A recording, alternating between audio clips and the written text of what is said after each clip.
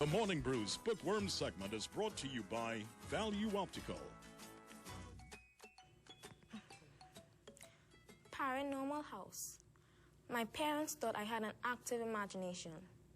At first I thought I was dreaming, I explained to them as I lay stiff in the hospital bed. But everything felt so real. My dad and mom exchanged looks. Your friends are in the same condition as you are, Aliya, Dad replied. That house does not exist, the doctor interrupted. I shook my head in disagreement as I remembered what had happened. My friends Emily and Erin were with me while trick-or-treating. We went from house to house collecting candy, filling our bags with a variety of chocolates and sweets.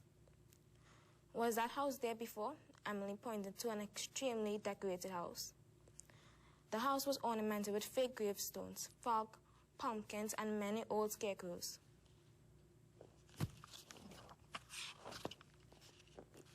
Before anyone could answer her question, thunder rolled and lightning flashed.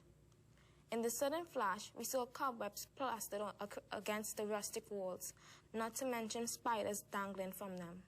We jumped. It was odd how nobody had noticed the house before now. The thunder and lightning continued.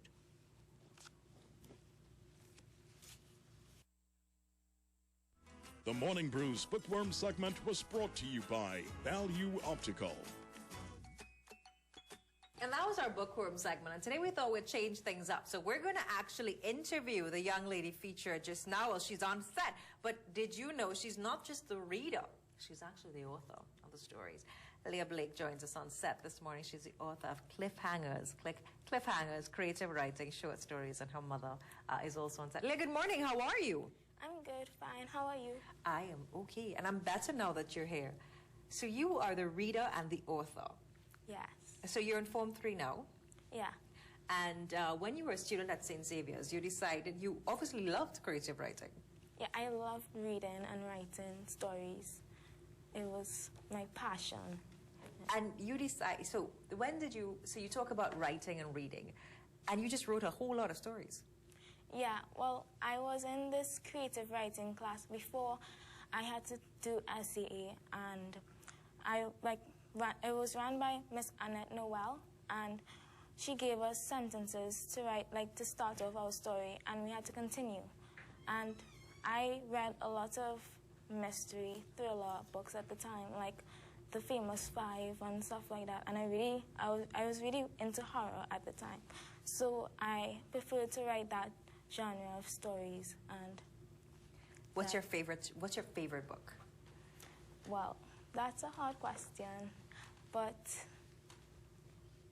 And who's your favorite superhero if you talk about, the mysteries, and who's your favorite? Because I used to love Nancy Drew growing up.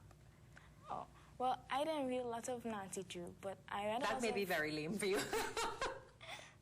I read a lot of Famous Five, and when I was very, very young, I read Aliya Wmv V9 and Dog Diaries and other stuff like the Creepover series. So after you wrote all of these stories, you decided, you know what, I'm going to publish this.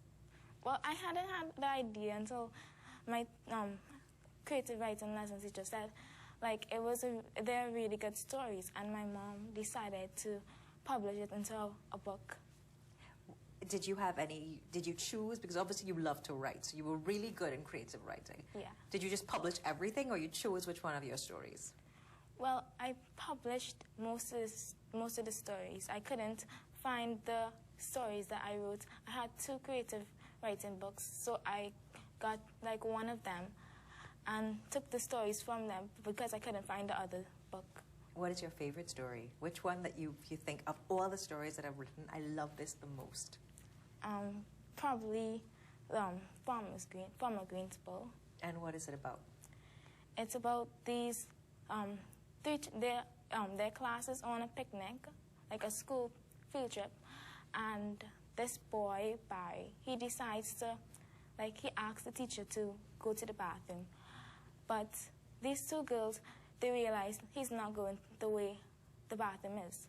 So they decide to follow him, and they realize he is heading towards the bull that is isolated in a clearing, and they tried to stop him, but he wouldn't listen to them. And yeah, it's like cliffhangers. So. That's the title of the book. It's a cliffhanger. So you have to definitely, that was a little teaser.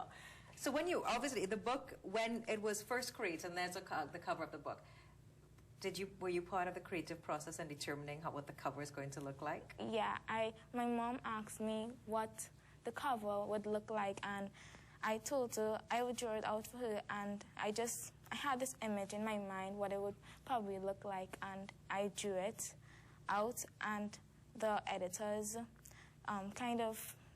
Just tweaked your idea, yeah. But you had to approve it in the end. Yeah. And you're okay with what you have. Yeah. You know, as we wrap this interview, this is really, and I want to encourage all the local distributors because the book is available on Amazon, right? Yeah. It's, is it in any of the local bookstores? It's in the library, in the public library. So let's get it in the local reading list, and let's encourage, and I really want to get local bookstores to get involved in this, because really, this is about us, and, you know, encouraging. She's a Form 3 student, and these are creative writing stories that she wrote when she was doing SEA. They were so good that her teacher said, you should publish this. Let's encourage young people. I want you to read one paragraph of anything that you want for the audience this morning as we wrap this interview. Okay. Any paragraph? Any paragraph. Okay. I would read the acknowledgements. Okay. Okay. The production of this book was a team effort. As I finish Cliffhangers, I have to pinch myself to confirm that I am not dreaming. I wish to give thanks to my amazing family, my rock, for their unwavering support. In particular, thanks to my mother for her super typing ability and for successfully taking my manuscript and bringing it to fruition. I am blessed to have achieved our dream. To St. Xavier's Private School and all the teachers and staff who molded me. Special thanks to June Gonzalez, may she rest in peace, for her hard work and dedication during my last 2 years. To my creative writing teacher, Annette Noel, for the selection of topics and guidance. To Juliana Sam for her reinforcement of lessons learned and her support. To the foundation editor, Cheryl Lund Greaves, for editing the manuscript and giving me the idea for the title of the book. To Nerys Boyce for reading the stories and making minor changes. To Giselle Winter for her skillful initial illustrations. God's richest blessings to all. Thank you. And thank you, young lady. I'm pretty sure that you will continue to do amazing things. Thank you. And congratulations. Form 3, and she's already an author. If I didn't feel like an underachiever, God knows. We'll take a short break. When we come back, we'll have more for you. Stay with us. This is The Morning Brew.